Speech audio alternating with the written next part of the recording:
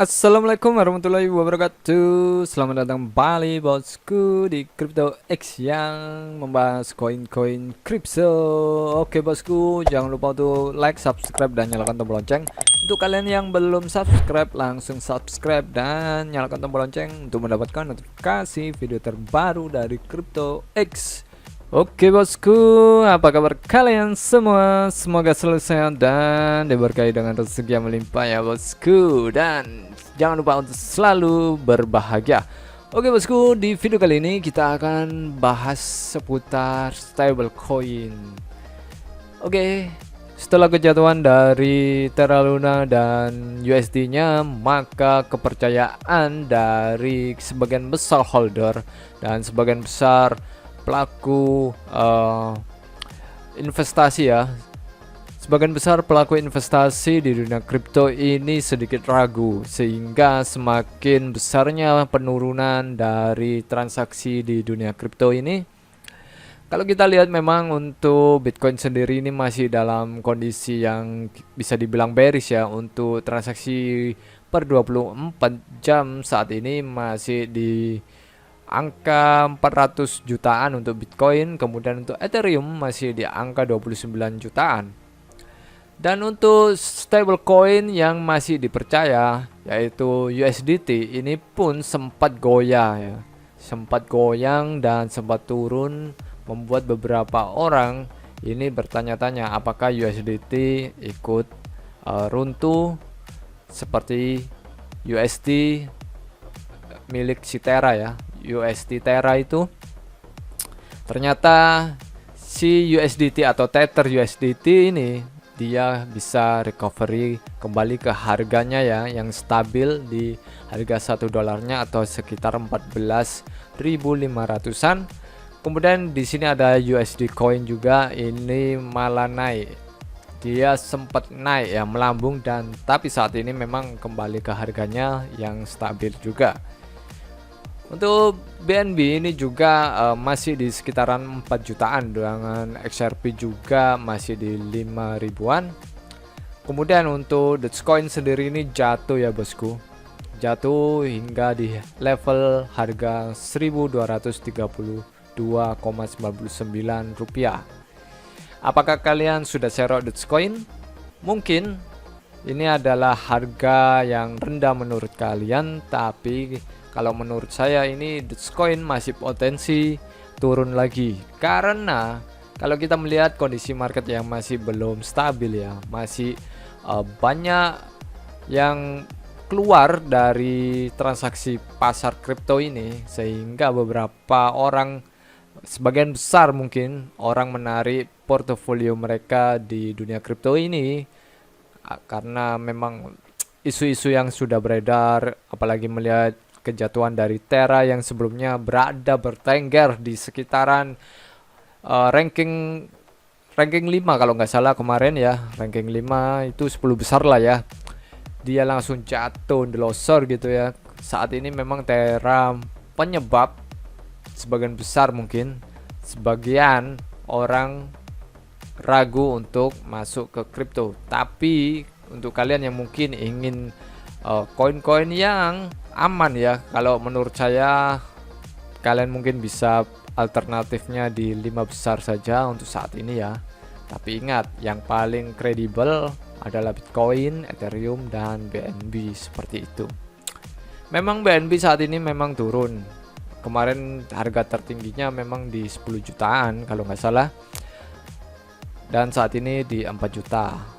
Ini adalah harga koreksi yang menurut saya cocok untuk diserok, meskipun sebelumnya BNB beberapa jam yang lalu menyentuh di harga 3.500.000-an. Kemudian untuk Shiba Inu jatuhnya itu dalam sekali ya. Saat ini Shiba Inu mengalami kejatuhan di level 0,1702 rupiah atau 11,96%. Wow. Untuk kalian yang mungkin kemarin belum share Shiba Inu ya, kalian share aja mumpung harganya diskon. Tapi ingat, kalian harus do your own research, dan pastikan kalian mengerti segala risikonya ya, bahwa memang market crypto yang goyang seperti ini, itu bisa dump kapanpun. Oke, akibat kejatuhan dari USD Terra ini, maka di Amerika atau US ini, si Janet Yellen ini akhirnya membuat regulasi stablecoin ya. Anggota parlemen AS mendorong regulasi stablecoin yang mendesak Fed memperingatkan pengoperasian stablecoin. Janet Yellen mengutip kegagalan USD. Saat anggota parlemen AS mendesak regulasi stablecoin yang mendesak Dewan Pengawas Stabilitas Keuangan FSOC dan Dewan Federal Reserve yang memperingatkan tentang risiko penggunaan stablecoin yang mengancam stabilitas keuangan negara. Menteri Keuangan Janet Yellen mengangkat kegagalan Terra USD atau USD sebagai contoh mengapa kerangka peraturan yang komprehensif sangat dibutuhkan. Wow, ini membuatnya semakin ketat nanti untuk regulasi stablecoin ya. Menteri Keuangan Janet Yellen bersaksi di depan Komite Senat. Stablecoin telah menjadi topik hangat di Washington. Setelah kegagalan Terra USD hari Senin, anggota parlemen AS menyerukan peraturan stablecoin yang mendesak. Pada hari Selasa, Menteri Keuangan AS Janet Yellen mengangkat USD sebagai contoh stablecoin RUN selama kesaksian di hadapan Komite Senat untuk Perbankan, Perumahan, dan Urusan Perkotaan pada laporan tahunan Dewan Pengawas Stabilitas Keuangan. Senator Pat Sumi RPA meminta Yellen untuk mengkonfirmasi pandangannya tentang perlunya mengatur stablecoin. Saya ingin bertanya, apakah Anda dapat mengkonfirmasi catatan di sini bahwa masih pandangan Anda bahwa masih penting? Saya berpendapat bahwa mendesak bagi Kongres untuk meloloskan undang-undang yang mengatur peraturan stablecoin dan untuk pembayaran. Yellen menjawab, ya, dengan senang hati saya konfirmasikan, Senator Sumi. Dia melanjutkan, kelompok kerja presiden mengeluarkan laporan yang menyimpulkan bahwa kerangka hukum dan peraturan saat ini tidak memberikan standar yang konsisten dan komprehensif untuk risiko stablecoin sebagai jenis produk pembayaran baru, dan mendesak Kongres untuk memberlakukan undang-undang untuk memastikan bahwa stablecoin dan peraturan semacam itu memiliki kerangka kehati-hatian federal. Kementerian Keuangan menjelaskan, saya akan mendesak tindakan bipartisan untuk membuat kerangka kerja seperti itu. Kami berharap dapat bekerja sama dengan Anda, dia menambahkan. Ada laporan pagi ini di Wall Street Journal bahwa stablecoin yang dikenal sebagai Terra USD atau USD mengalami penurunan dan nilainya menurun. Wow, ini memang menjadi fokus dewan-dewan yang berkewenangan ya di dunia keuangan seperti ini, apalagi dia menyandang sebagai stablecoin.